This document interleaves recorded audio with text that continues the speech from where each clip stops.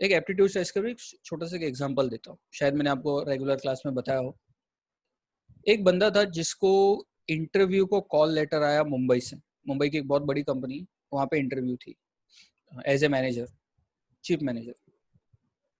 तो नॉर्मली जब कंपनियां होती है ना, तो ये अपनी इंटरव्यू हमेशा संडे को रखती है। क्यों संडे को रखती है? क्योंकि कुछ लोग जो जॉब करते हैं उनको छुट्टी लेने में आसानी होती है, और अगर वर्किंग डेज में अगर वो रखेंगे तो शायद कुछ लोग इंटरव्यू देने ही ना जाए। अब इंटरव्यू देने अगर नहीं जाएंगे तो नुकसान किसका है? नुकसान एम्प्लॉय को तो है ही, क्योंकि अच्छी कंपनी का मौका जा रहा है, लेकिन कंपनी का खुद का भी नुकसान है। और इसीलिए नॉर्मली वो संडे को मीटिंग इंटरव्यूज रखते हैं, और अलोंग विद दैट जिसकी इंटरव्यू होती है ना, उसको वो लोग टिकट्स भी बेचते हैं, ट्रेन टिकट या plane ticket depending on position. अब इस बंदे के बाद ट्रेन की संडे की सुबह जाने की और शाम को रिटर्न होने की टिकट इसके पास आ गई थी। अब ये जब बंदा गया तो वो ट्रेन कर्णावती एक्सप्रेस थी, सुबह 8 बजे यहाँ खड़ी थी प्लेटफॉर्म पे। जब वो अंदर बैठा तो उसने देखा कि अंदर बहुत सारे लोग और भी थे। मतलब उस कंपनी ने बहुत से लोगों को इंटरव्यू के लिए बुलाया था, और उन्होंने पूरा का पूरा कंपार्टमेंट बुक कर दिया था। ठीक है, आज जो लोग लेट आ रहे हैं, ठीक है, मैं उनको आज एंटर कर रहा हूँ, कल के बाद मैं एंट्री देने वाला नहीं, क्योंकि मैं आपको पढ़ाऊँ या यहाँ पे इनको एडमिट करता रहूँ। जो लोग अभी आए हैं, प्लीज बी केयरफुल, टाइमिंग के लिए स्टिक हो जाओ, और जो टाइम बोला है उसी टाइम पे सबको आना। तो वो इंटरव्यू के लिए अंदर ऑलरेडी 100 लोग बैठे हुए थे। जब वो ट्रेन मुंबई सेंट्रल तक पहुंची तो बहुत से ऐसे लोग थे जिनको ट्रेन में, सपोज ना कंपार्टमेंट में 100 लोग ऑलरेडी बैठे हुए थे, 100 लोग ऑलरेडी बैठे हुए थे। उसमें से बाहर एक बस खड़ी थी कंपनी की, और उस बस में 50 लोगों को बिठाया गया, और बाकी 50 को बोला कि आपकी इंटरव्यू नहीं होगी, आप चले जाओ। बाकी के लोग तो नाराज हो गए, भाई इतने दूर से बुलाया, इंटरव्यू ले लो। नहीं, बोले आपकी इंटरव्यू नहीं है, आप चले जाओ। जो 50 लोग बचे थे उनको कंपनी के ऑफिस में लेके गया, बड़ी कंपनी का बड़ा ऑफिस था, उनको वेटिंग रूम में बिठाया गया। 1-1.5 घंटे के बाद कंपनी का एक ऑफिसर आता है और उन 50 लोगों में से, निराली, उन 50 लोगों में से 25 को वापस भेज देता है, और कहता है इंटरव्यू अब सिर्फ इन 25 लोगों की होगी। ठीक है, बाकी के लोग फिर नाराज हो गए, बोले हमें इतने दूर बुलाया। नहीं, बोले आपकी जरूरत नहीं, आप चले जाओ। अब जो 25 बचे हैं उनकी इंटरव्यू ली गई, और उसमें से कुछ 4 या 5 लोगों को सिलेक्ट किया गया। अब आप बोलोगे कि इतने लोगों को इतने दूर बुलाया और सिर्फ 25 लोगों की इंटरव्यू दी, 100 में से 75 को तो रिटर्न कर दिया।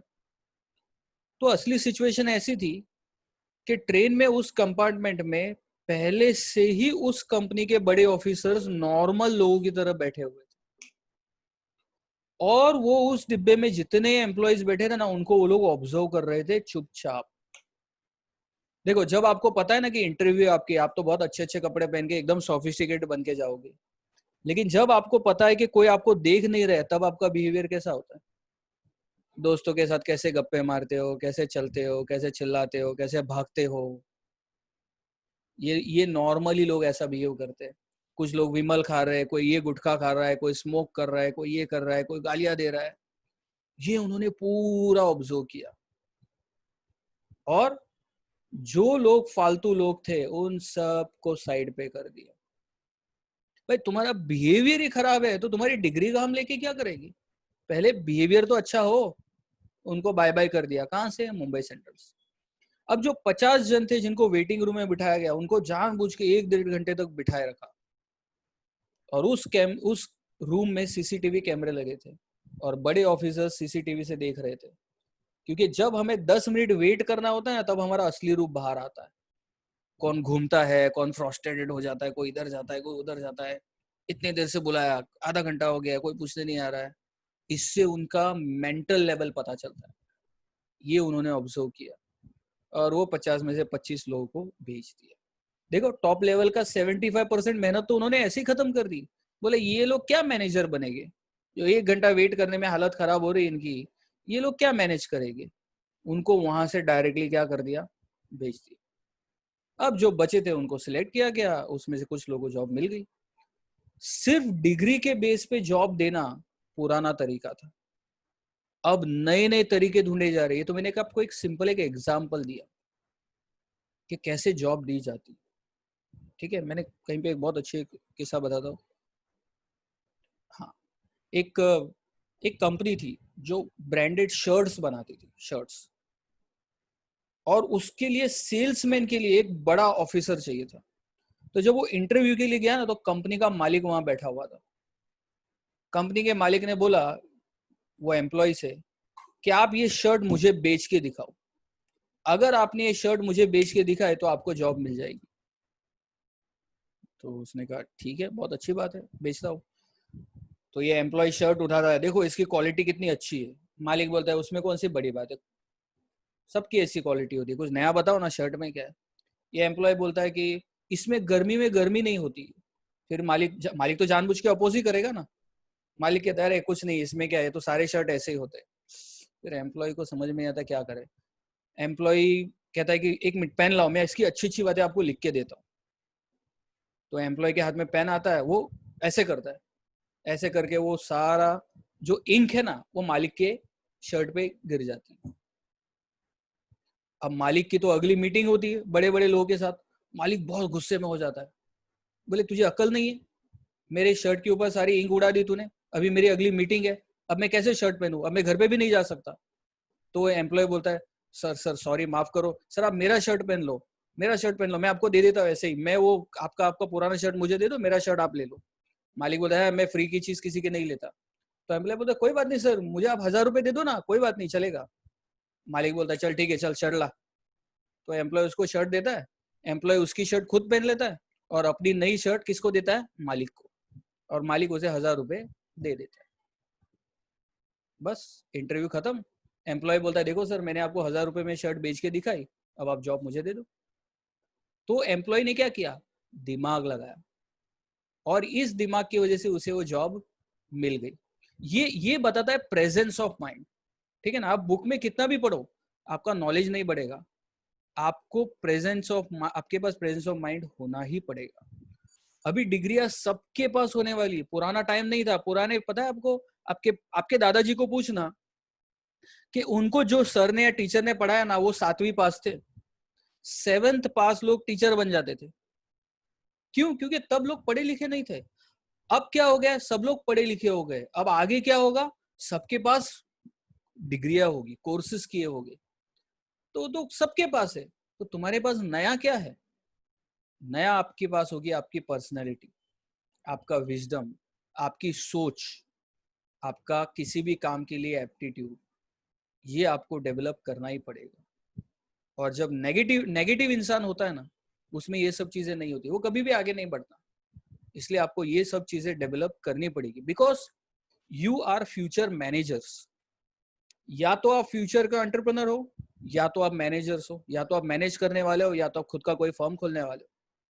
तो आपके पास ये सब क्वालिटीज को डेवलप करना ही पड़ेगा, और ये सारी चीजें बुक्स नहीं करती, ये आपको रियल लाइफ एक्सपीरियंस से ही आएगा। ठीक है, तो मैंने आपको एग्जांपल दिया ये एप्टीट्यूड टेस्ट होता क्या है, और इस तरह से टेस्ट लिए जाते हैं और लोगों को जॉब दी जाती है। अगर मैनेजमेंट ने कुछ रूल्स बनाए हैं तो, अगर मैनेजमेंट ने कुछ प्रिंसिपल्स बनाए हैं तो, ये हमने लास्ट वीडियो में डिस्कस किया था। हमारा टॉपिक यहाँ पे है explain about Frederick Wilson Taylor's principles of scientific management. Frederick Wilson Taylor, इनके बारे में थोड़ा बहुत हम देख लेते हैं। या आप चेहरा देख लो, फ्रेडरिक विल्सन टेलर। कभी भी कोई भी चीज याद रखनी हो ना, तो उसे किसी पिक्चर के साथ एसोसिएट करना सीखो, और जब आप इसको किसी पिक्चर के साथ एसोसिएट करोगे तो आपको याद रहेगा। तो ये वो बंदा था। इसके बारे में खास चीज, फ्रेडरिक विल्सन टेलर 1856 में बर्थ और 1915 में डेथ।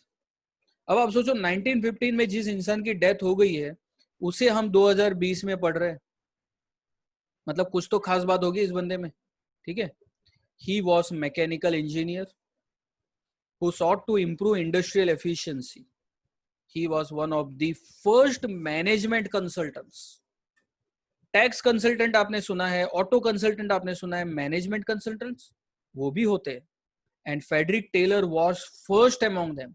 वो लोगों को एडवाइस देते थे जब बाकी मैनेजर्स को कुछ प्रॉब्लम आती थी ना अपने फर्म में, तो फेडरिक टेलर उनको एडवाइस देते थे. That's why he is considered as the first management consultants. उन्होंने अपनी जो करियर है वो एक अप्रेंटाइज के तौर पे शुरू की और बाद में उन्होंने मैनेजर की तरह जॉब की और मैनेजर बनने के बाद बहुत सी कंपनियां जो लॉसेस में थी उनको प्रॉफिट में करवा दी. और उन्होंने अपने ये सारी एफिशिएंसी, सारे स्किल्स एक बुक में लिखे और उस बुक का नाम है the principles of scientific management. और आज भी लोग इस बुक को पढ़ते हैं, स्टडी करते हैं, रिफर करते हैं. ठीक है, जैसे हमने कौटिल्य के बारे में पढ़ा था वैसे ही. कुछ खास चीजें, अमेरिकन है, ठीक है. स्टार्ट उन्होंने किया ऐसे अप्रेंटाइज. अप्रेंटाइज मतलब क्या? ट्रेनी, सिखाऊ, सीखने वाला. ठीक है. After contributing in various companies he became manager. बाद में वो मैनेजर बना. कौन सी कंपनी है? Bentham steel company. यहाँ पे उसने एज ए मैनेजर के तौर पे अपना करियर शुरू किया. और ऐसा कहा जाता है कि ये कंपनी बंद होने की कगार पे थी और फेडरिक टेलर ने अपने प्रिंसिपल्स की मदद से, अपने रूल्स की मदद से ये कंपनी को फिर से प्रॉफिट में स्टार्ट कर दी. देखो, हर किसी के अपने रूल्स होते हैं. आमिर खान नाम सुना है? मैं अभी उस्ताद आमिर खान की बात नहीं कर रहा हूं, मैं आमिर खान की बात कर रहा हूं. ठीक है, आपको पता है ना उस्ताद आमिर खान? चलो छोड़ो, आमिर खान तो पता है. आमिर खान पता है ना? चलो ठीक. आमिर खान की बात कर रहा हूं. एक टाइम था जब हर हीरो जो हिट होता था ना, जो स्टार था ना, साल में 10-15 मूवियां कर देता. हर महीने उसकी मूवी आती थी. आमिर खान ने एक रूल बनाया कि 1 साल में या 2 साल में एक मूवी बनानी. ये उसका प्रिंसिपल था. और देखो, ये प्रिंसिपल उसके लिए इतना काम में आया कि 50 साल की ऊपर की उम्र है, आज भी स्टार है. क्यों? उसके प्रिंसिपल्स. और ऐसे कई हीरो थे जिन्होंने अपने कुछ प्रिंसिपल्स फॉलो नहीं किए, वो खत्म हो गए, घर पे बैठे हुए. मतलब हर जगह पे रूल्स होते हैं, हर जगह पे प्रिंसिपल्स होते हैं. हमें उन प्रिंसिपल्स को फॉलो करना है. ठीक है. अब अगला पॉइंट बहुत इंपॉर्टेंट है 1 मार्क के लिए. During this period, Frederick Wilson Taylor for the first time presented principles of scientific management, and he is known as father of scientific management. याद रहेगा? Who is known as father of scientific management? Frederick Wilson Taylor. या what is Frederick Wilson Taylor known? Father of scientific management. ठीक है. Yes, good. Repeat करते जाओ ऐसे जब भी इंपॉर्टेंट टर्म आता है. अब उसने कुछ खास चीजें बताई है. क्या है वो हम डिस्कस करते हैं. Any business unit normally, in any business unit normally 2 classes are important, owners and workers. हर बिजनेस में 2 कैटेगरी के लोग होते हैं. एक कौन होते हैं? ओनर्स. और एक कौन होते हैं? Workers. Owners are interested in maximum utilisation of resources while employees want higher wages and job satisfaction. So it created disequilibrium between the two. सुनाई दे रहा है ना सबको? ठीक. दोनों क्लास के अपने अपने स्वार्थ है, अपना अपना इंटरेस्ट है. वर्कर्स को क्या लगता है? उनको ज्यादा सैलरी मिले और जॉब सेटिस्फेक्शन मिले. मालिक को क्या लगता है कि भाई उनके वर्कर्स कभी भी, उनके रिसोर्सेस वेस्ट नहीं हो, हमेशा काम करते रहे, हमेशा काम करते रहे, वर्कर्स बैठे ना रहे, मशीन्स बंद ना रहे. ऐसी मालिक की सोच होती. दोनों की अलग सोच होती. अब दोनों के दिमाग में एक दूसरे के लिए कॉन्फ्लिक्ट भी है. मालिक हमेशा सोचता है अरे वर्कर्स तो ठीक से काम करते ही नहीं, बैठे रहते. और वर्कर हमेशा सोचता है मालिक कितना काम करवाता है और पैसे तो देता ही नहीं. ये दोनों के बारे में सोच होती. ठीक है.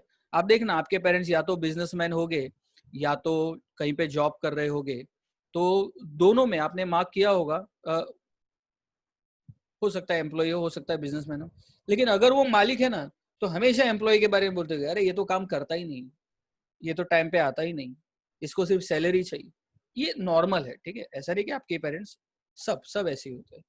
ठीक है. जितने भी मालिक होते हैं सबकी सोच जनरली ऐसी होती है. और वर्कर्स, एम्प्लॉय की हमेशा सोच क्या होती? अरे मालिक कितना काम करवाता है और पैसे तो देता ही नहीं.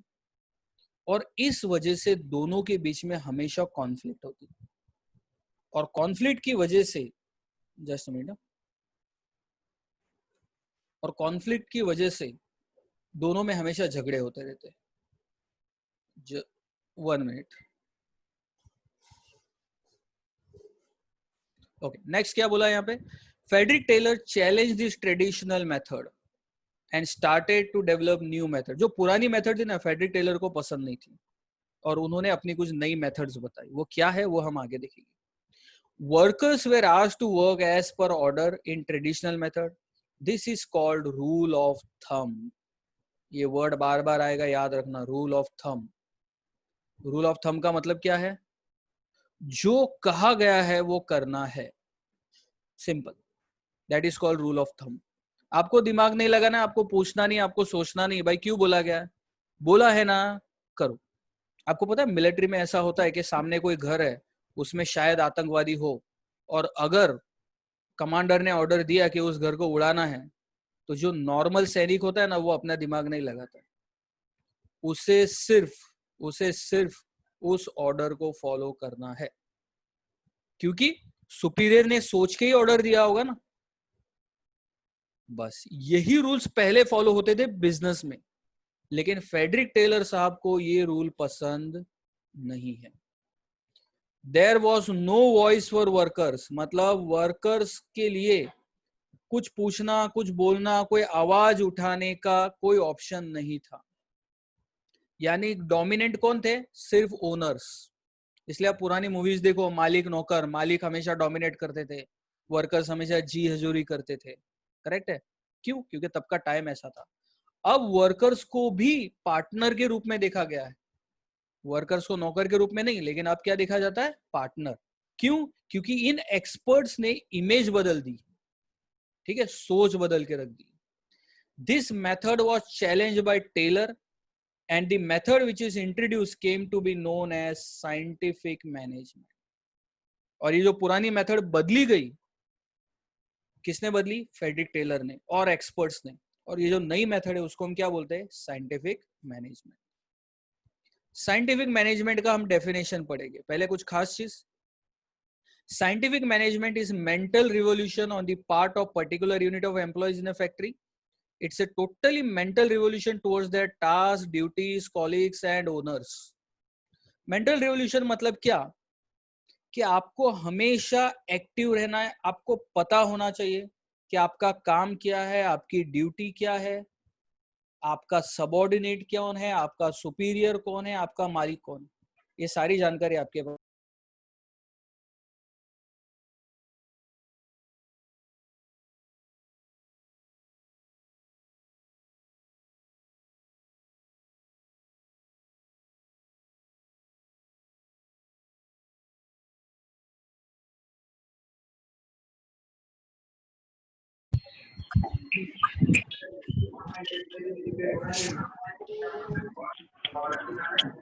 आवाज नहीं आ रही।